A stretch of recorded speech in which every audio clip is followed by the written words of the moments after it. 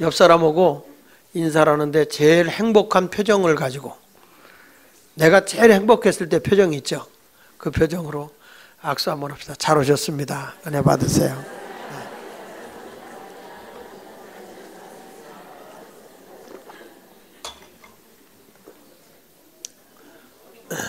행복하십니까?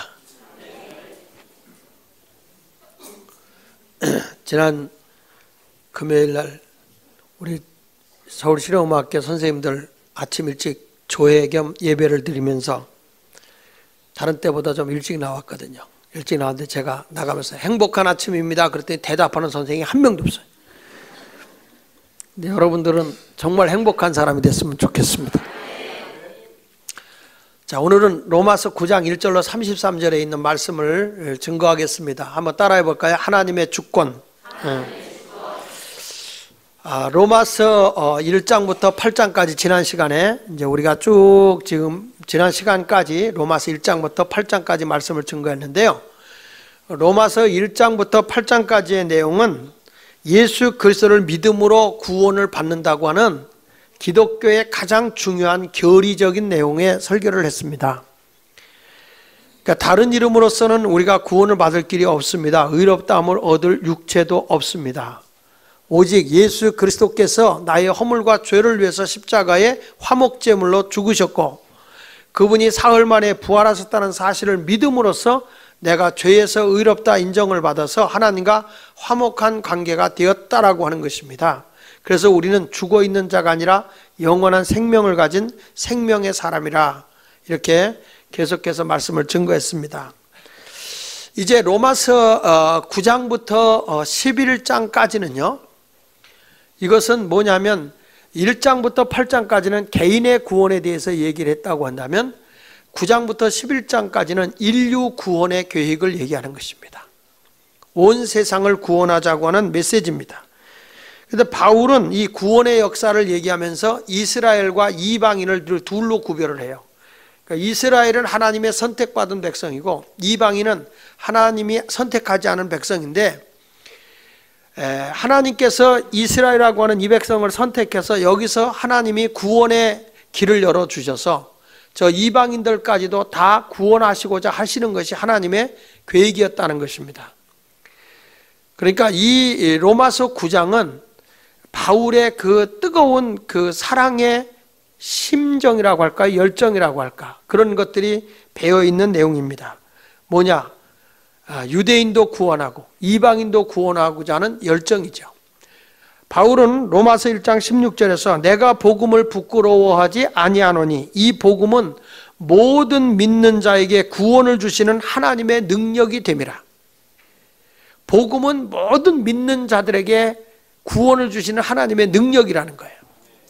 먼저는 유대인에게요, 다음은 헬라인에게다. 그래서 헬라인은 이방인을 대표하니까 그러니까 결국에는 유대인도 구원하지만 하나님은 인류, 이방인들까지도 다 구원하고자 하시는 것이 하나님의 계획이었다라고 말씀하고 있는 것입니다. 그런데 안타깝게 하나님께 먼저 택함을 받은 이스라엘 백성들은 예수를 부인해요. 예수를 십자가에 못 박게 하고 예수님을 메시아로서 오셨지만 자기 혈통에서 구원의 예수님이 출생하셨지만 그 예수를 부인하고 그리고 십자가에 못 박혀 죽게 하는 그런 역할을 했어요. 그런데 이 예수 그리스도가 부활하시고 난 뒤에 많은 사람들이 유대인들이 예수를 믿었으면 좋겠는데 끝까지 거부한다고요. 근데 이 복음이 어디로 전해지냐면 이방인들에게 전해져서 저들이 믿음으로 구원을 받아요. 오늘 읽은 말씀 가운데 30절에 그런즉 우리가 무슨 말을 하리요? 의를 따르지 아니한 이방인들이 의를 얻었으니, 이 의를 따르지 않았다는 말은 율법의 의예요. 유대인들의 말하는 율법의 의를 따르지는 않았지만 그런데 이방인들이 의를 얻었으니 곧 믿음에서 난 의다. 예수 그리스도를 믿음으로써 하나님이 값없이 의롭다 인정해 줬다는 거예요.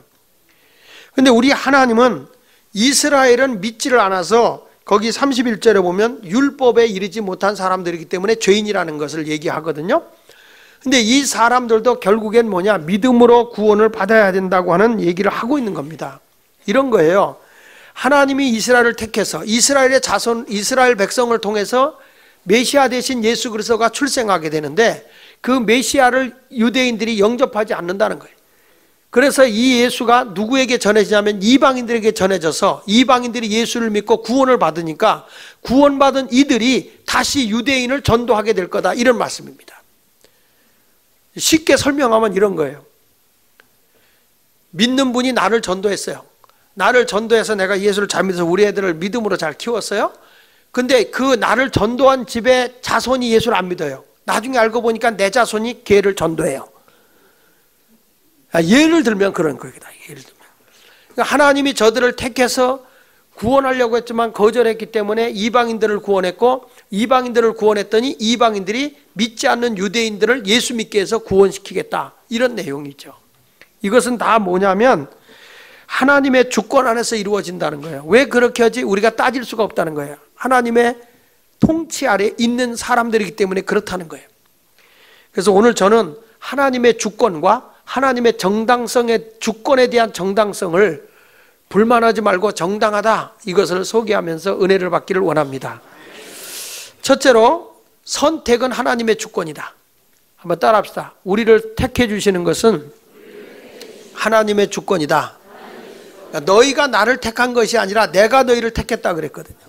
그러니까 여기서 하나님이 이스라엘 백성을, 한 민족을 택한 것은 하나님의 주권인데, 저들을 통해서 하나님이 목적이 있어요. 거기서 메시아가 출생해서 인류를 구원하시고자 하는 그런 계획이에요. 그래서 어떤 분들은 기독교를 다니면서 이렇게 불평하는 분이 계세요.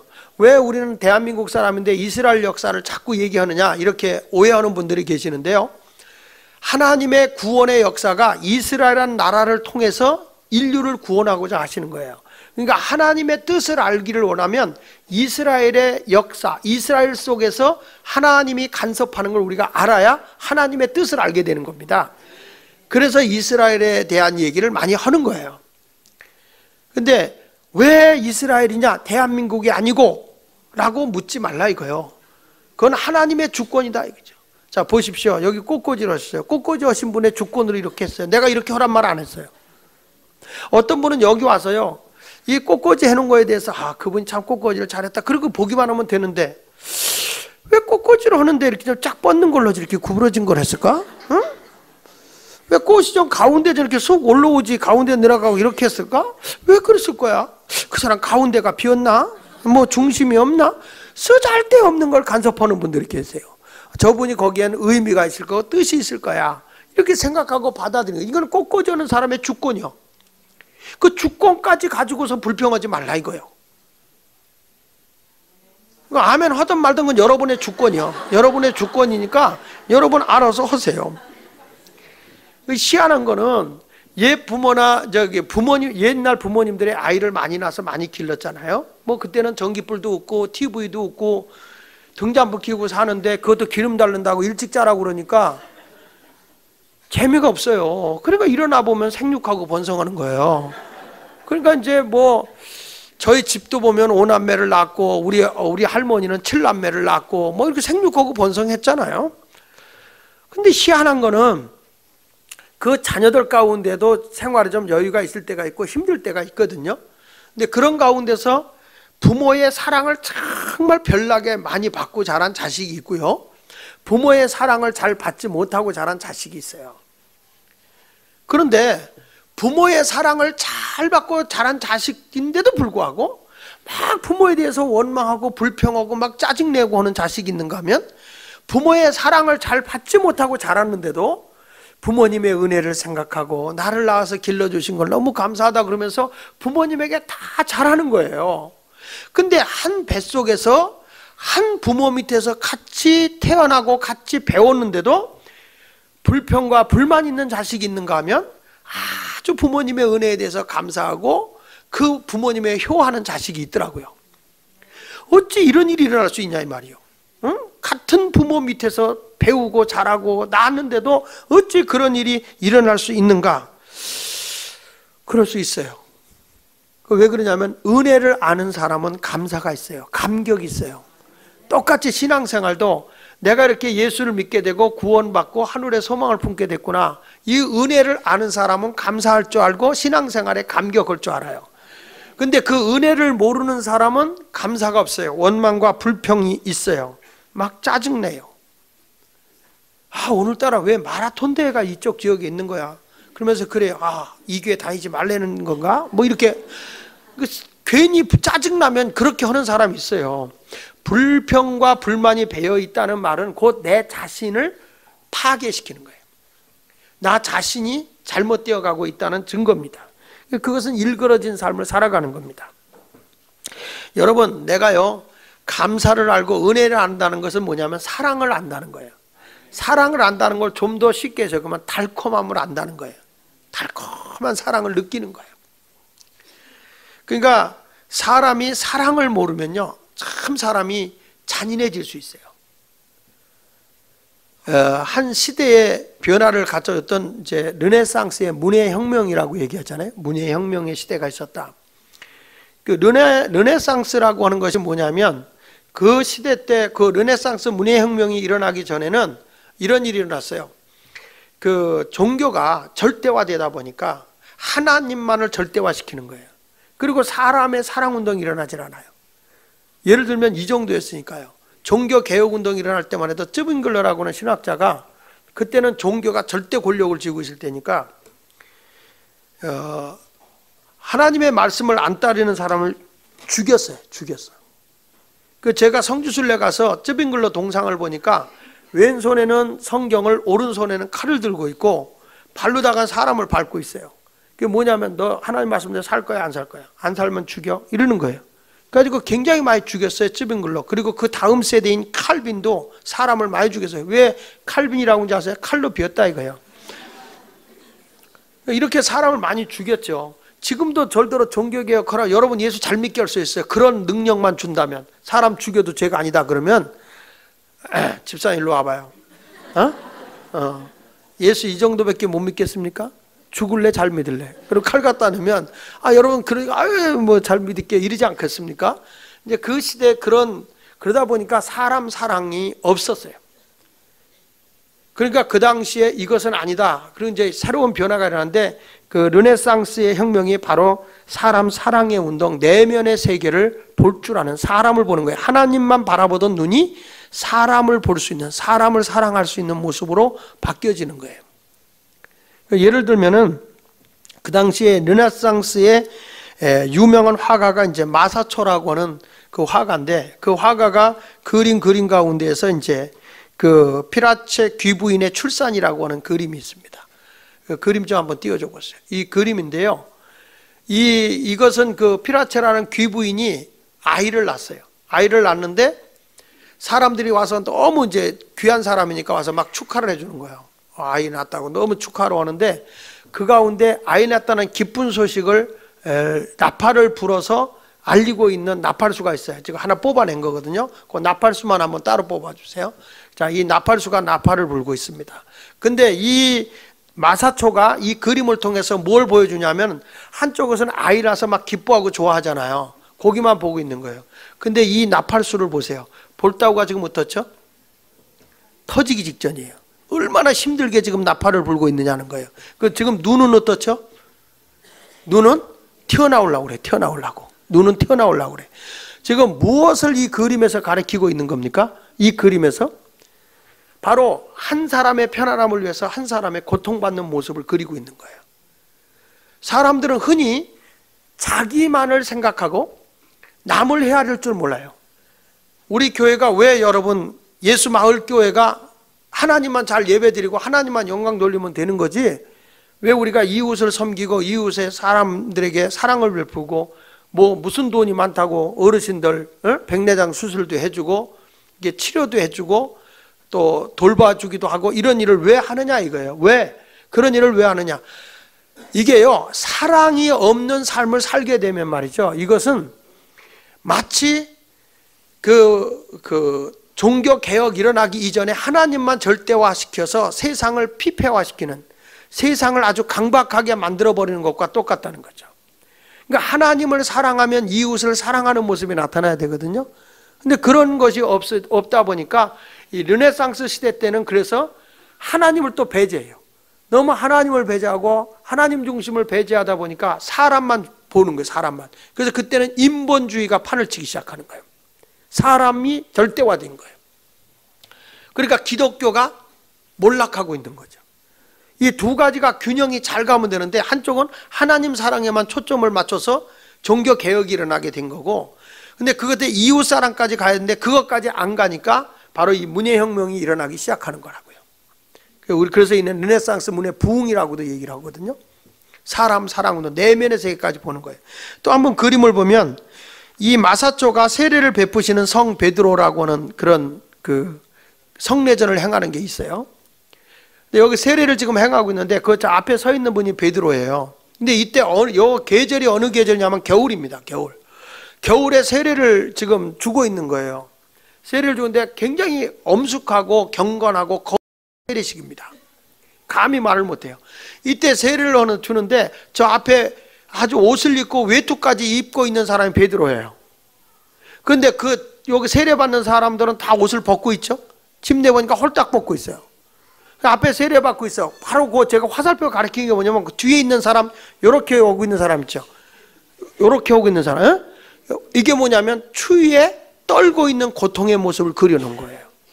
앞에서 내가 성례라고 얘기하지만 지금 그 뒤에는 말할 수 없는 고통과 아픔을 느끼고 있다 이거예요. 왜 그걸 못 보냐는 거예요. 그 아픔을 왜 못 보냐는 거죠. 그러니까 떨고 있는 거죠. 근데 이게 이제 그림을 선명하게 못 보여주는 이유가 다 벗겨놨기 때문에 별게 다 보여요. 그러니까 약간 흐릿하게 보는 게 좋아요. 여러분 시험 들까봐. 하여간 우리가 이런 걸 보면서 이 그림 속에서 저들이 보여주고자 하는 것은 외로움, 고통, 눈물, 아픔, 연약함, 이런 사람의 모든 모습을 보여주고 있는 거거든요. 이게 교회가 교회답지 못하면요, 세상 한 군데는 그런 모습으로 가는 거예요. 우리 예수마을교회가 앞으로 더욱 하나님이 기뻐하는 교회가 되려고 하면 하나님과의 관계도 똑바로 가져야 되지만, 우리가 이웃 사랑하는 것은 몸소 해야 되는 겁니다. 약한 자를 돌보고 사랑하는 것은 목사만 하는 게 아니라 해야 돼요. 시간 있는 분들 나와서 해피사랑방에 와서 봉사 좀 하시고요. 노인 실버홈에도 가서 좀 봉사해 주고요. 목욕시킬 수 있으면 목욕도 같이 시켜주시고요. 우리가 지역에 하는 일이 너무 많잖아요. 내가 영어 실력이 있다 그러면 애들 토요 학교에 와서 영어도 좀 가르치고, 애들 미술 잘하는 사람 미술도 좀 가르치고, 수학 잘하는 사람 와서 수학도 좀 가르치고, 그래서 이 아이들이 정말 어디 가도 이 안에 들어와서 자기 모든 걸 할 수 있다, 이런 모습이잖아요.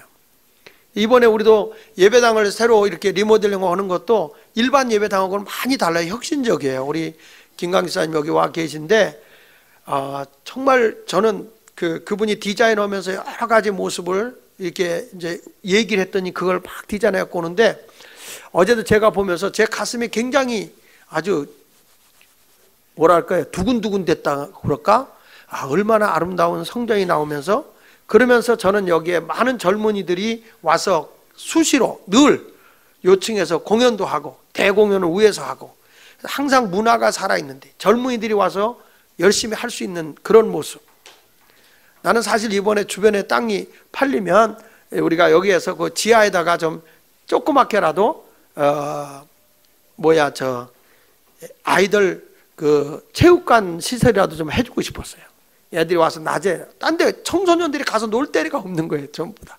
그 애들이 탈선하고 가출하고 이런 애들이 너무너무 많아서 이 지역에. 그래서 아이들의 놀거리를 좀 이렇게 만들어주는 것도 괜찮겠다라는 생각을 해서 그런 것까지도 이렇게 생각을 해봤는데, 이제 이번에는 여기가 너무 땅값이 비싸서 땅을 안 사기로 하고 있는 데서 그대로 우리가 증개축을 하는 걸로 그렇게 했습니다. 여러분들 기도해 주시면 앞으로 여기가 사람이 많이 오는 거예요. 그러니까 청소년들이 항상 공연이 있고 어른들이 와서 뭐 여기 뭐든지 공연을 볼 수 있다고 그러면 여기 사람들이 계속 올 거예요. 오면은 이 주변에 사는 사람들이 뭐가 살아날까요? 경제가 산다. 경제가. 교회로 인해서 지역 경제를 활성화시켜 줄 수 있는 그런 모습이 됩니다. 어떤 분들이 지나가다 그런 얘기를 하더라고요. 우리가 5월 5일 날 되면 어린이 아이들 우리가 부스를 만들어 축제하잖아요. 근데 이번이 5월 5일이 주일이에요. 주일인데 믿지 않는 사람들이 교회는 주일날 아무것도 안 하니까 뭐라는 거 아니, 주일날도 할 거예요? 이렇게 따지듯이 묻더라고요. 그래서 제가 그랬어요. 합니다. 주일날은 더 크게 합니다. 왜냐? 1부 예배 드리고 가서 봉사하는 사람, 2부 예배 드리고 봉사하는 3부 예배 온 김에 아주 못 가게 하는 거지 뭐. 그래서 여기서 좀 어른이 애들을 섬기자. 그날 애들을 즐겁게 해줘. 해피하게 하자. 우리의 꿈이고 우리의 희망이고 미래에 나라를 책임질 애들을 우리의 사랑을 먹고 쟤들이 커준다면 얼마나 행복할까. 나만 미친놈 같아. 나만 흥분해가지고 저 얘기를 하고 있지. 여러분들은 또 햇빛에 또 죽었다 거기서 목사님 한번 달고나 해보세요. 막 여기서 그냥 열이 나가지고 못 견딥니다. 목사님 한번 거기 가서 애들요 조격시켜보세요. 그 더위에. 그럴 거야. 그래도 애들이 무슨 애들이 이렇게 조격을 좋아해? 나는 할머니들만 조격 좋아하는 줄 알았더니 애들도 조격을 좋아해. 그러니까 이런 모습을 다 보면서 다 하나님을 사랑하는 사람이 사람 사랑운동 일어나야 이게 건강한 교회인 거예요. 근데 바울은 지금 여기 로마서에서 9장에서 바로 그 심정을 토로하고 있거든요. 제가 시인이 누가 시인인가 이렇게 봤더니 시집을 읽으면서 느낀 것이 모든 사물을요 다 사람으로 보더라고. 시인은 나무도 사람으로 보고 또 뭐 이 돌도 사람으로 보고 하늘에 떠가는 구름도 사람으로 보고 그러거든. 그걸 시적으로 표현한 거예요. 표현하다 막 감성 그 속에 사랑이 막 넘쳐나더라고요. 예를 들면요, 제가 시를 하나 좀 여러분들에게 읽어드릴게요. 김남조 씨가 쓴 시인데요, 그게 뭐냐면 나무들이라는 시예요. 나무들. 근데 그 시에 이렇게 썼더라고.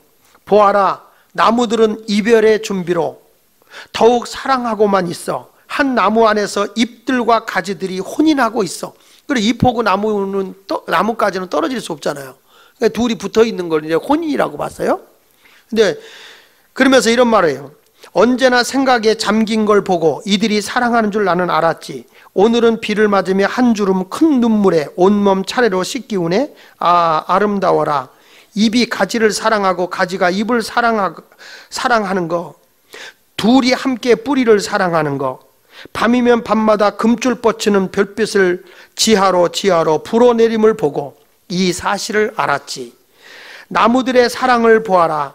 머지않아 잎은 떨어지고 가지는 남게 될 일들을 저들은 알고 있지. 알고 있는 깊이만큼 사랑하고 있어. 이 사람은요, 이 시를 쓰면서 어떻게 썼냐면 나뭇가지와 잎이 결혼했어요. 근데 이 나뭇가지와 잎이 멀잖아 이별할 거라는 거예요. 이별할 것을 알고 저들이 너무 뜨겁게 사랑한다는 거예요. 그러니까 자기를 비유한 거예요. 우리 부부가 이렇게 사랑하고 살지만 부부는 떨어질 거라는 거예요. 어? 아니 죽을 거 아니야. 죽게 되면 나뭇잎이 떨어지면 떨어질 거 아니야. 그때 때문에 우리는 죽어라 산다는 거죠. 사랑하고 있다는, 그렇게 나뭇가지와 잎을 가지고 시를 그렇게 쓴 거예요. 우리 교회 와서 부흥했던 이동현 목사님 사모님이 침새맘이었어요. 그래서 이걸 수술을 했는데 이게 재발되고 또 재발됐어요. 그래서 사경을 헤매고 있으면서 시집을 냈어요. 사경을 헤매면서 시집을 냈는데 그 시집을 읽는데 내가 그 목사님과 사모님을 아니까요.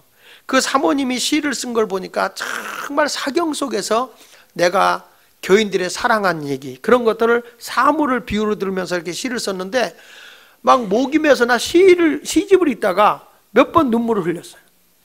너무 그 사정을 잘 아니까 너무 감동되는 거예요.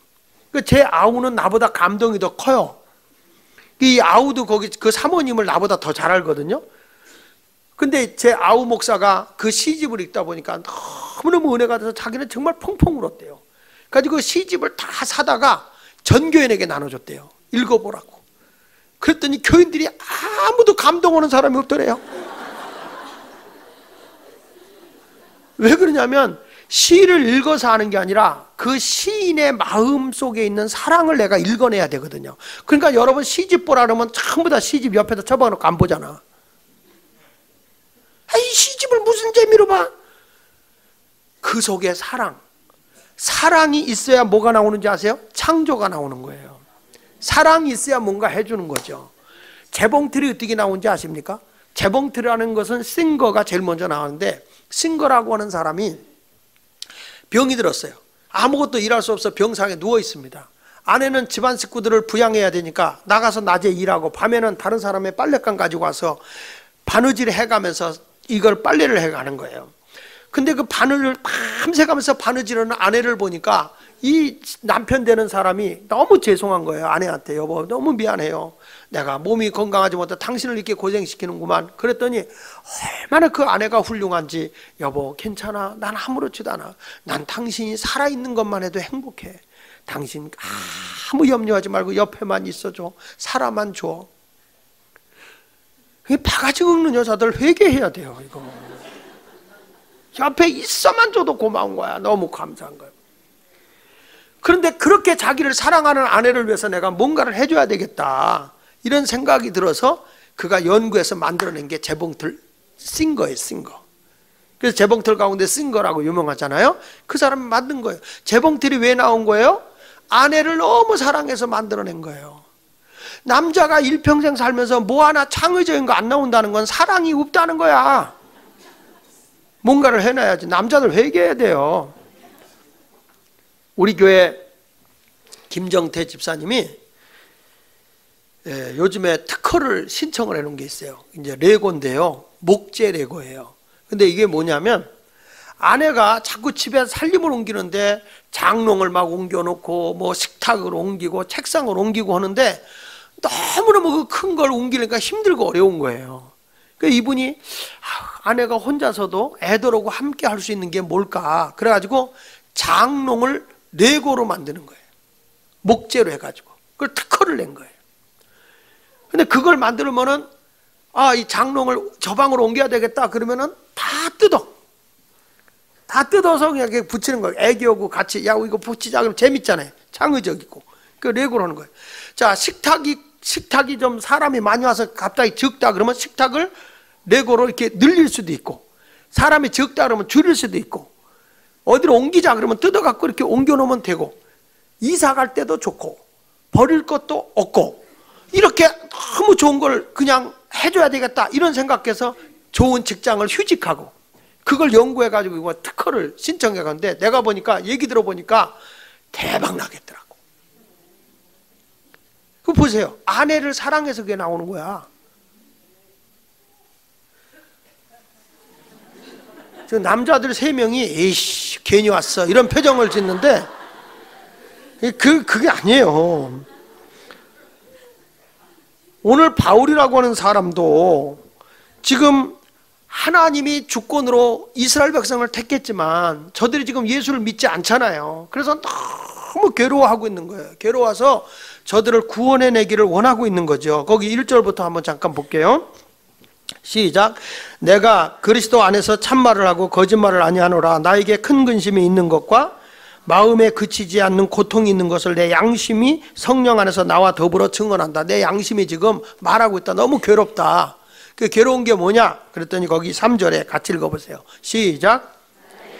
나의 형제 곧 골육의 친척을 위하여 내 자신이 저주를 받아 그리스도에게 끊어질지라도 원하는 바다. 지금 이렇게 말하고 있는 거예요. 뭐냐면 지금 차라리 내 이름이 그리스도가 끊어서 내가 지옥에 간다 해도 내 백성을, 저 이스라엘 민족인 내 백성을 다 예수 믿게 해서 구원할 수 있다면 차라리 내가 망하더라도 그 길을 가고 싶다 그거예요. 그 길을 가고 싶다는 거예요. 얼마나 사랑하는.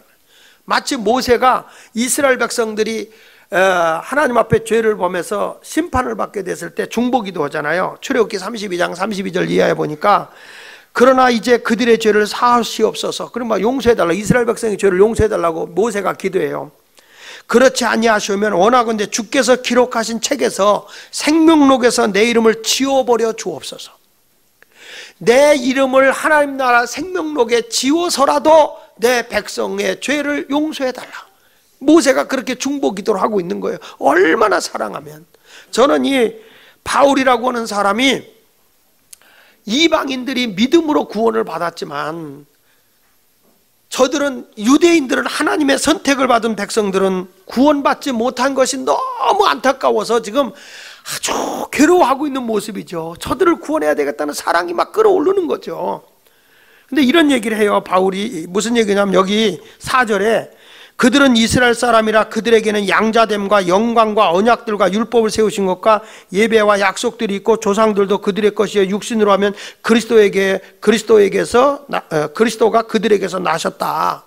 무슨 얘기냐면 이스라엘 백성에게 하나님의 특권을 준 게 8가지라는 거죠. 너희들에게 하나님이 특권을 줘서 여기 성경에 있는 것처럼 양자됐다. 신약에 와서는 내가 예수를 믿으면서 각자가 하나님의 자녀가 돼요. 요한복음 1장 12절에 있는 말씀처럼 영접하는 자, 그 이름을 믿는 자들에게 하나님의 자녀가 됐지만 이스라엘 민족은 하나님이 집단적 양자로 삼아줬어요. 신명기 14장 1절에 보면 너희는 너희 하나님 여호와의 자녀다 그랬거든요. 그러니까 한 민족을 다 하나님이 그냥 이스라엘 백성 전체를 하나님의 양자로 입양을 시켜버린 거죠. 너는 내 자녀다. 이런 특권을 받았어. 거기다가 또 뭐라고 그랬냐면은 영광, 하나님이 막 성막을 줬을 때 영광이 거기에 가득 임하지 않았습니까? 또 언약을 하나님과 약속을 해요. 아브라함과 약속하고 모세와도 약속하고 또 다윗하고도 약속하고 하나님이 언약을 해요. 또 율법을 세우고 또 예배도 저들을 드리게 하고 하나님의 약속이 있어요. 너희들 말씀대로 순종하면 내가 들어가도 나가도 복을 받게 할 거다. 그리고 너희의 조상 아브라함, 이삭, 야곱이 다 믿음의 조상이다. 하나님께서 저들에게 또 그 속에서 메시아인 만왕의 왕, 인류의 주가 되시는 그리스도가 출생할 거다. 이런 엄청난 특권을 저들이 받았다 이 말이에요. 엄청나게. 그러나 6절을 보세요. 그러나 시작. 그러나 하나님의 말씀이 패하여 진 것 같지 않도다. 이스라엘에게서 난 그들이 다 이스라엘은 아니더라. 그러니까 너희들이 다 지금 참다운 이스라엘이다. 너희가 다 구원받은 건 아니더라. 이제는 너희가 구원을 받아야 된다. 하나님의 주권이다. 봐라, 아브라함에게서 이삭이 났지만 하나님께서 아브라함에게 뭐라고 하냐. 이삭이 너의 거룩한 씨가 바로 내 혈통을 이어갈 자라고 그러지 않았냐. 이삭하고 이스마엘이 났지만 이스마엘은 하나님 버렸어요. 이삭을 하나님의 거룩한 씨로 택했다. 또 이삭이 자식을 둘을 낳았어. 에서와 야곱을 낳았어요. 근데 하나님이 에서는 미워하고 야곱을 택했어요. 왜요? 모르지. 이건 하나님의 주권이지. 하나님께서 그렇게 하셨다 이거예요. 그걸 가지고 너희가 항의할 수 있느냐? 없다는 거예요. 14절에 그렇게 말하는 거예요. 한번 보세요. 시작. 그런즉 우리가 무슨 말을 하리요? 하나님께 불의가 있느냐? 그럴 수 없다는 거예요. 그래서 여기서 깨닫는 게 이겁니다. 저는 하나님의 구원 개혁에 보면은 한번 따라합시다. 사명적 선택. 예, 하나는 사명을 주는 선택이 있고 하나는 따라서 구원적 선택. 너를 구원해서 하나님의 자녀로 삼아준다는 거죠. 근데 여러분, 사명을 받았다고 해서 꼭 구원받는 건 아니에요. 예를 들면 사울왕이 이스라엘을 이끌고 가라고 하나님께서 왕으로 세웠거든요. 근데 하나님이 사울왕을 나중에 버리잖아요. 그러니까 그가 사명으로는 선택을 받았는데 그 사람이 공교롭게도 구원의 자리에서는 떠나는 분을 봤어요. 그래서 두려워요. 항상 하나님 앞에 사명과 구원이 같이 가야 돼. 난 목사님 가운데도 그렇게 훌륭했던 목사님이 말년에 가서요, 하나님 앞에 범죄하고 버림받는 사람을 봤어요. 너무 억울하잖아요. 아예 버림받으려면 끝까지 버림받고 처음부터 주 안에 있다가 중간에 버림받는 거 너무 억울하잖아요. 그 왜 그러냐? 그건 하나님이 쓰는 거기 때문에 할 수 없다. 그래서 여기서 이런 말을 하는 겁니다. 거기 17절에 보면 성경이 바로에게 이르시되 내가 이 일을 위하여 너를 세웠으니 곧 너로 말미암아 내 능력을 보이고 내 이름이 온 땅에 전파되게 하려 함이니라. 하나님께서 모세를 보내잖아요. 애굽으로 가서 이스라엘을 이끌고 나오라. 저들이 내 말 안 들을 건데 걱정하지 말고 가. 내가 저들을 다 함께 할 테니까 가라. 바로에게 가서 이렇게 해라. 이스라엘 백성 내보내랍니다. 저들은 하나님을 섬길 자라고 합니다. 내보내야 되겠습니다. 보내주세요. 가서 말만 전해라. 뒷감당은 내가 해줄게. 그래서 모세가 갑니다. 바로왕을 만났어요. 바로왕이요, 이스라엘 백성을 바로 내보내라고 하나님이 당신 이름을 바로라고 이름 져준 것 같소? 뭐 성경에는 없어. 내가 보니까 그런 것 같아. 바로 내보내세요. 저들은 하나님을 섬겨야 할 백성이라고 합니다. 내보내세요. 그랬어. 그런데 하나님이요, 성경을 읽으면서 깜짝 놀라는 게 하나님이 바로의 마음을 더 강팍하게 하사 그랬어요. 아니, 하나님이 이스라엘 백성을 내보내라고 해놓고 나서는 바로 왕의 마음을 더 강팍하게 해서 이스라엘 백성을 안 내는데 어떻게 강팍했냐면은 저들이 시간이 많으니까 별짓을 다 하는구나. 야, 벽돌 굽는데 집이나 뭐는 재료 주지 말고 벽돌을 많이 찍어내게. 그래가지고 백성을 혹사시키는 거예요. 엄청나게 괴로움을 주는 거예요. 그러니까 백성들이 말이야, 하나님이 보냈다더니 우리를 더 힘들게 하냐고. 어쩌면 여러분들하고 비슷한지 막 원망하고 불평하고. 사람이 힘들고 어려우면 불평하잖아요. 하나님이 계시다면 나를 이 모양 이 꼴로 만들 거예요? 하나님이 계시다면 나를 이렇게 나를 외롭게 만들 거예요? 하나님이 계시다는데 왜 우리에 이렇게 어렵게 하는 거예요? 점점 살기 힘들게 하는 거예요? 하나님이 어디 계셔? 어디 계셔? 전 목사나 떠드는 거야. 목사나 떠드는 거야. 그러면서 막 개들고 불평하는 분들이 혹가다가 많이 있어요. 그런데 우리 하나님은 그 가운데서 역사하는 거예요. 그래서 뭐라고 하니, 하나님은 바로 왕이 점점 강팍해지니까 하나님의 재앙이 그에게 더 세게 임하는 거예요.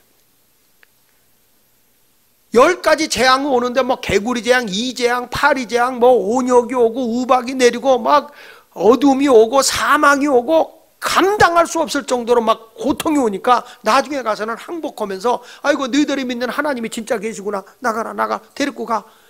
그 해방시키는 거예요. 그래서 여기서 하고자 하는 게 뭐냐면, 하나님이 바로왕의 마음을 강팍하게 해서 하나님의 능력이 강함을 보여준 것이고요. 정말 하나님이 우리와 함께 하시네. 이스라엘 백성이 하나님을 믿게 하는 것이고, 저 애굽이라는 백성이 하나님을 두려워하게 하시고자 하는 하나님의 계획이었다 이 말이야. 그러니까 사람의 모든 되어지는 일은 하나님의 주권 안에서 이루어지는 거예요. 내 뜻대로 안 됐다고 여러분들이 실망하지 말라는 거야. 누가 내 인생을 주관해 주시느냐? 하나님이 내 인생을 주관해 주고 계시다 그 말이에요. 그러니까 여러분들도 오늘 이 말씀을 듣고 하나님이 선택해 주고 하나님이 나를 이렇게 불러주셨구나, 그걸 믿고 사세요. 많은 사람들 가운데 하나님 나를 불러줬다. 하나님은 나를 잘되게 하시는 분이에요. 모든 것이 합력하여 선을 이루는 거예요. 순간적으로 힘들고 어렵다고 낙심하거나 좌절하지 마세요. 하나님은 여러분을 바르게 해주시는 분인 걸 믿으시면 아멘. 그러니까 바울이 지금 여기서 얘기하는 건 정말 저 이스라엘 백성들을 구원하고자 하는 그 열정, 지금 저들을 예수를 영접하지 않고 있는 것도 저게 뭐냐, 하나님의 주권이라는 거예요. 하나님의 주권이기 때문에 하나님께서 어떻게든지 무슨 역사를 이룰 것이라는 걸 믿고 있으라는 거예요. 그리고 두 번째 가서 뭔가니, 그것에 대해서 정당함을 인정하라는 거예요. 따지지 말고. 거기 이제 그 4절부터 15절에 모세가 이제 국률이 여길 자를 국률이 여기고 불쌍히 여겨달라고 하나님께서 모세의 기도를 들으시고 그렇게 말씀하셨거든요. 근데 바로왕을 더 강팍하게 했잖아요. 근데 18절에 이런 말 하잖아요. 그런즉 하나님께서 하시고자 하시는 자를 국률이 여기시고 하고자 하시는 자를 완악하게 하셨다. 그러니까 하나님이 그 사람을 국률이 여길 자는 국률이 여기고 완악하게 할 사람은 완악하게 하는 거예요. 그러니까 여러분 못마땅하잖아. 그렇죠? 하나님은 사랑이라고 하는데 누구는 잘 되고 누구는 안 되게. 그래가지고 19절에 여러분 같은 마음을 가진 사람을 위해서 이렇게 말하는 거예요. 19절을 보세요. 시작.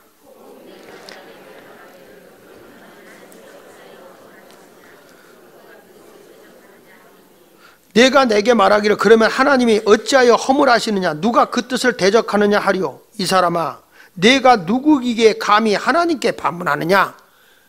내가 감히 누군데 하나님에 대해서 그런 걸 왜 그렇게 했어요? 따지느냐 그 말이죠. 그러면서 비유로 말씀합니다. 거기 보세요. 지음을 받은 물건이 지은 자에게 어찌 나를 이같이 만들었느냐 말하겠느냐. 그렇잖아요. 뚝배기가 왜 나는 뚝배기요? 어? 아니 저 아름다운 이 그레스 유리로 만들어 줄 것이지 왜 뚝배기요? 나 기분 나빠. 그래서 자살하는 그릇 봤어요? 자기를 그러니까 이게 이 토기장이가 만드는 거죠. 보세요. 21절 시작. 토기장이가 진흙 한 덩이로 하나는 귀 쓸 그릇을 하나는 천이 쓸 그릇을 만들 고난이 없느냐. 기억하십시오. 하나님은 여러분 모두를 다 골고루 다 만드셨어요. 그대로 다 살게 했어요. 다만 여러분이 행복하고 즐겁게 살면 하나님의 섭리 안에서 더 크게 행복하게 살게 하는 거고, 자꾸 거기서 비관하고 나는 못해 이렇게 하고 자꾸 불평과 원망하게 살면 여러분은 더욱 이그러진 삶을 살 수밖에 없는 거예요. 보세요. 제가 설교하잖아요. 날마다 새로운 설교하는데, 제가 이 설교를 하는데 로마서 9장 설교하는데 정말 몸부림을 치며 설교를 만들었거든요. 이게 설교를 하는데 이번에도 부흥회 가서 계속 끙끙하면서 이 설교를 만들라고 탁 꼈어요. 해놓고서 이거를 다시 이렇게 해야 되는데 뭐 다 하는 거니까 그냥 다른 저장으로 누르면 다른 이름으로 저장하면 되는 거니까 그냥 요약을 해가지고 장장 며칠에 걸쳐서 만든 그 설교문을 한 번 잘못 눌러서 다 날려버렸어요. 그래서 그때 아유 하는 생각이 들면서도 무슨 생각이 드는 거 아니? 설교 다시 만들어라. 그 메시지가 아니야 이놈아 하는 것 같아. 나에게 주님이 주시는 말씀. 그래가지고 다시 말씀을 고민하고 또 고민하다가 주신 말씀이, 이 말씀은 사랑이야. 사랑. 하나님의 주권으로 사랑이야. 저 백성을, 저 인류를 구원하시고자 하는 하나님의 사랑이 바울에게 전달돼서 바울이 저 애굽을 저 이스라엘 민족을 구원하고자 하는 그 열망, 그 사랑이야. 그걸 못 보고 너는 자꾸 딴 메시지를 전하니까 하루아침에, 그래서 이 세상에 우연은 없다. 감사하고 사는 거예요. 저도 설교할 때 여러분 짜증내고 막 하면 설교가 되겠어요? 설교할 때마다 행복하고 기뻐야지. 여자분들이 밥하는 게 짜증나고 신경질 나고 밥하면 그 집 식구가 건강하겠어요? 먹는 대로 다 애들이 병 걸리지. 그거 먹을 때 이거 먹고 쟤들이 기뻐하고 행복하고 막 그러면서 노래 부르면서 밥해봐. 온 식구 건강합니다. 어떤 분은 자기 몸이 자꾸 살이 안 찐다고 불평하는 사람 있어요. 그러지 마세요. 그냥 감사하세요. 그대로 사는 거예요. 나는 자꾸 살찐다고, 먹는 것도 없는데 살찐다고. 먹는 거 없는데 되게 살이 찌겠어요. 근데 좋다 이거지, 믿자 이거죠. 그러면서 막 자기가 막 좋아하면서 막 그런 만족하고 살아야지. 그걸 스트레스 받으면 안 돼. 나는 왜 V라인이 안 되느냐, 그거 나는 왜 이렇게 내 몸 반듯한 거야. 그대로 살아. 하나님이 주신 대로 살면 그대로 감사하고 사는 거지. 하나님이 그 나름대로 뭔가 특이한 게 있고 특징이 있잖아요. 그걸 가지고 사는 거지. 왜 그걸 가지고 뭐 짜증내고 역정내고 난 왜 이래 그러지 말라고요. 난 우리 애들이 그 전에 한번 갔더니 애가 어렸을 때 날도 그러더라고. 아빠 우리 집 식구 왜 눈이 큰 사람이 없어? 이러더라고요. 그래서 내가 걔한테 그랬어요. 야야, 눈 죽어서 못 보는 거 있냐? 63빌딩을 못 보냐? 바다를 못 보냐? 눈 커봐라. 이거 클 때 먼지 들어올 때 껌뻑하면 다 들어가. 우리는 들어올 것도 없어. 오는 대로 쓸어내면 된다. 야, 쓸어내면 돼. 감사함으로 살고 긍정적으로 살라 이거예요. 긍정적으로. 모든 매사의 일을 하나님이 나를 이렇게 만들었다. 얼마나 감사해요. 나는 운전하고 가다가도 이게 횡단보도 건너기 전에 이렇게 이제 차를 세워놓고 이렇게 보잖아요. 그럼 나는 뭐 이렇게 신호등 보는 게 아니라 사람을 자꾸 봐요. 너무 멋있는 거야, 사람들의 표정이. 어떤 사람은요 계속 아무것도 안 봐. 신호등만 보고 있어. 이렇게 얼마나 힘들겠어. 아니 좀 여유를 갖고 옆에 사람 얘기하고 하늘도 좀 보고 막 이러면 얼마나 좋아. 아, 세상에 신호등 바뀔 때까지 그것만 보고 앉아있는 거야. 여기 그런 사람 15명 있어요 지금. 근데 또 이런 분 있어. 성질이 급해가지고 신호등 안 바뀌었는데 내려갔다가 또 올라갔다가 내려갔다가 또 올라갔다가 내려갔다가 올라갔다가 계속 그런 분들 계세요. 여기 나 그런 거 하는 사람 한번 손 들어보세요. 에이 그냥 내려 나 안 해. 왜냐하면 성질이 급한 거예요. 너무 급한 거예요. 아, 왜 신호등이 안 바뀌어? 시간 돼야 바뀐다고. 시간이 돼야 바뀐다고요. 그걸 내가 내려갔다 올라갔다 내려갔다 올라갔다 하고 되는 게 사람 보면 다 보이는 거예요. 그게 너무 재밌어. 그래서 어느 때 혼자서 내가 미치는 것 같아. 막 웃기도 하고요. 참 되게 재밌다. 그리고 여자들 머리를 내가 보는 거예요. 어째 머리가 다 달라 스타일이. 성질대로 머리 스타일을 하더라고요. 막 이렇게 뭘 이렇게 볶는 거 좋아하는 사람 머리도 꽉 이렇게 볶고요. 딱 이렇게 쫙쫙 뻗는 걸 좋아하는 사람은 완전 머리도 지라시로 이렇게 쫙 이렇게 늘어뜨리는 사람이 있고요. 어떤 사람 좀 올라가는 거 좋아하는 사람 이렇게 뒤로 머리를 싹 올려 예? 소두바퀴를 탁 해가지고 이걸 쫙 올리고 하는 사람 하여튼 다 달라요. 사람들이 다 달라. 그 얼마나 개성이 있어요. 그대로 멋으로 사세요. 근데 어떤 분은 자기 얼굴에 하면 누가 머리 스타일이 좋잖아? 전혀 안 어울리게 해갖고 오는 분 있어. 왜냐면 남 흉내 내가지고. 그래서 나온 찬송가가 제 멋에 산다지만 행복한 거예요. 여러분, 저 사람 왜 저래? 항의할 자격 없어요. 하나님이 그 사람을 사랑하고 계시니까 절대적으로 항의하고 감사함으로 사시길 바랍니다. 자, 그래서 이제 마지막에 가서는 이런 얘기하는 거예요. 이런 모든 것이 하나님의 주권이라는 거죠. 그래서 뭘로 이루어지느냐? 믿음으로 이루어지는, 따라합시다. 믿음으로, 예수 그리스도를 믿음으로 의롭게 되는 것은 하나님의 주권이다. 왜 그래요? 따지지 말자 이 말이야. 내가 예수가 나의 죄와 허물을 위해서 죽었다는 사실을 믿고 예수 그리스도가 부활할 때 내가 의로워졌다는 사실을 믿어라 이거예요. 그건 하나님이 그렇게 믿으면 너 의롭다, 영생을 주고 구원시켜 주겠다. 이건 하나님의 주권이요. 왜 따지지 말어. 아니, 여기 그릇을 만들어 놓은 진흙 한 덩어리를 토기장이가 만든 것에 대해서 꽃병을 만들면 꽃병이 되는 거고요. 화분을 만들면 화분이 되는 거예요. 하나님이 나를 그렇게 만들어 놓은 거예요. 그 안에서 자족하고 만족하게 살아야지 자꾸 자기 자신을 가지고 비하하고 원망하고 살지 말라니까요. 감사하고 사세요. 부부간에 살 때 왜 내가 눈깔이 뼈서 저 인간을 만났나 그러지 말라니까. 하나님이 나를 이렇게 만나게 해준 거예요. 어차피 인생은요, 둘이 만날 때 보니까 눈깔이 뼈야 만나지더라고. 눈이 멀어야 돼. 사랑으로 가려져야 이게 만나지죠. 목 안 맞고 이게 눈이 안 피니까 40이 돼도 장가 못 가. 그래서 오죽하면 노래도 나오죠. 안 간 건지 못 간 건지 나도 몰라 이게 나왔어요. 네? 지금 여기 나이 든 사람들이 못 가는 게 그거예요. 제 사촌 동생이 지금 시은 넷이 있어요. 총각이에요. 오리지널 총각이에요. 오리지널이 뭔지 알죠? 오리도 칠하면 날아가는 게 오리지널이에요.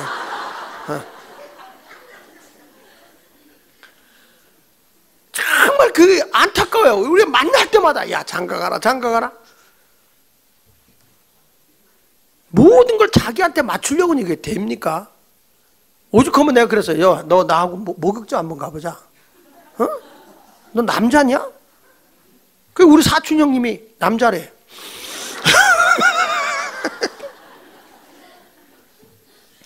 오늘 여기 성경에 있는 말씀에도 30절에 믿음으로 의롭다함을 하는 건 하나님의 주권으로 이루어진 거예요. 여러분 예수 그리스도를 믿으면 그 사실을 믿고 가세요. 그러면 내가 의롭다함을 얻는 거예요. 근데 여기 31절에 보세요. 시작. 의의 율법을 따라간 이스라엘은 율법에 이르지 못하였으니 어찌 그러하냐. 이는 그들이 믿음을 의지하지 않고 행위를 의지함이라 부딪힌 돌에 부딪혔느니라. 그러니까 예수님을 십자가 못 박혀 죽게 한 거죠. 저들은 뭐냐면 행위에 못 미치니까 믿음으로 의롭다함을 얻었는데 율법으로 의로워지려고 했는데 못했단 말이에요. 행위로는. 그러니까 저들도 결국엔 뭐냐, 구원을 못 받았다는 거예요. 그러니까 우리 하나님은 은혜 밖에 있던 이방인들을 믿음으로 구원하게 해서 저들을 통해서 이스라엘 백성을 구원하고자 하신 것이 이미 성경에 하나님의 예언이에요. 거기 한번 보실까요? 25절 보세요. 25절 시작. 호세아의 글에도 이르기를 내가 내 백성이 아닌 자를 내 백성이라 사랑하지 아니하는 자를 사랑한 자라 부르리라. 그러니까 이방인들을 내 백성으로 삼아주고 버림받았던 이방인들을 내 사랑하는 자로 주님이 불러줬다는 거죠. 하나님의 주권으로. 그래서 너희는 내 백성이 아니라 한 그곳에서 그들이 살아계신 하나님의 아들이라 일컬음을 받으리라 한가 같으니라. 그러니까 이스라엘 보세요. 또 이사야가 이스라엘을 관하여 외치되 이스라엘 자손들의 수가 비록 바다의 모래같이 많을지라도 남은 자만 구원받는 건 다 택함 받은 사람이라고 사명적 택함을 받은 사람이 다 구원받는 건 아니라는 거예요. 예수 그리스도를 믿으면 받습니다. 29절 같이 읽어볼까요? 시작. 또한 이사야가 미리 말한 바 만일 만군의 주께서 우리에게 씨를 남겨두지 아니하셨더라면 우리가 소돔과 같이 되고 고모라와 같았으리로다 함과 같으니라. 그래서 여러분들이 남은 씨가 있을 때 세상이 부패되지 않는 거예요. 예수마을교회 성도 여러분들이 진실로 예수를 믿어서 여기서 막 사랑이 있어서 구원받지 못한 사람을 사랑해야 되고, 우리 가정에 아직도 예수 안 믿는 사람을 구원해내야 돼요. 그들이 더 강팍할 수 있어도 거기에 하나님의 능력과 섭리가 나타날 걸 믿기 때문에 여러분들은 남은 자를 통해서 거룩하게 되는 거죠. 만약에 우리가 전도하지 않게 되면 소돔과 고모라 성 같이 폐허가 되는 거예요. 우리 가정을 우리 믿음의 식구들을 다 구원해야 돼요. 그래서 여러분들을 하나님의 주권으로 예수 믿어 의롭다 칭해 준 거예요. 하나님의 자녀가 된 겁니다. 우리 모두 하나님의 사랑 안에서 늘 감사하며 더 사랑을 나누는, 하나님을 사랑하기에 사람 사랑하는 그런 아름다운 성도들이 되시기를 예수 이름으로 축원합니다. 찬송 우리 545장 우리